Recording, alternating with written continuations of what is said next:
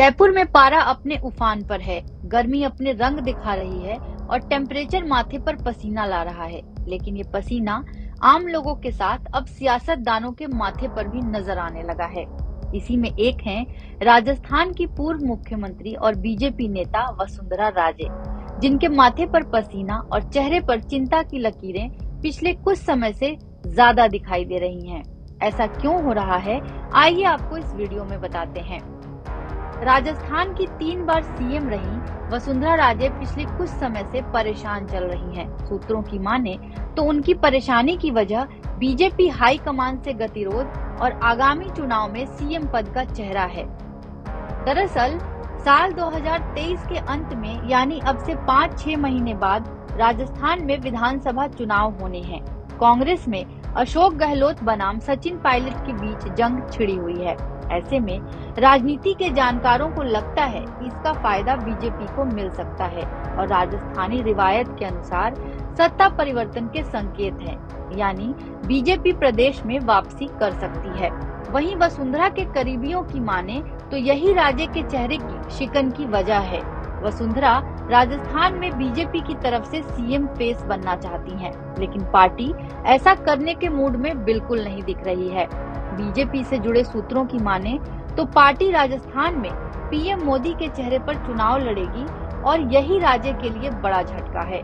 राजनीतिक जानकारों का कहना है कि राजे और बीजेपी एक दूसरे की मजबूरी है, लेकिन बीजेपी ने इससे निपटने के लिए प्लान तैयार कर लिया है। पार्टी जातीय समीकरण से लेकर प्रमुख पदों पर एक-एक कदम फूंक कर रख रही है।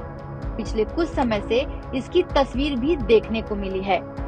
तो आइए बताते हैं कि बीजेपी ने कैसे जातीय समीकरण के सहारे राजे की काट निकाली है। राज्य में एससी 18%, एसटी 14%, मीणा 7%, मुस्लिम 9% और ओबीसी की 14% आबादी है, जिसमें गुर्जर 5%, जाट 10 और माली 4% हैं। वहीं सवर्णों की आबादी 19% के करीब है, जिसमें ब्राह्मण 7%, राजपूत 6 और वैश्य 4% और अन्य 2% हैं। वहीं बीजेपी राजस्थान में बड़ी गंभीरता के साथ जातीय समीकरण साधने में जुटी हुई है। वैश्य समाज से ओम बिरला को स्पीकर, जाट समाज से जगदीप धनखड़ को उपराष्ट्रपति, जाट समाज के ही कैलाश चौधरी को केंद्र में मंत्री, राजपूत समाज के गजेंद्र सिंह शेखावत को केंद्र में मंत्री, राजपूत समाज के ही राजेंद्र राठौड़ को नेता विपक्ष, जाट समाज के सतीश पुनिया को उपनेता सदन, शेड्यूल कास्ट समाज से आने वाले अर्जुन राम मेघवाल को केंद्र में मंत्री और ब्राह्मण समाज से सीपी जोशी को प्रदेश अध्यक्ष बनाया है। हालांकि इसके बावजूद अभी प्रचार समिति के प्रमुख का पद खाली है, जो चुनाव के कुछ महीने पहले घोषित होगा।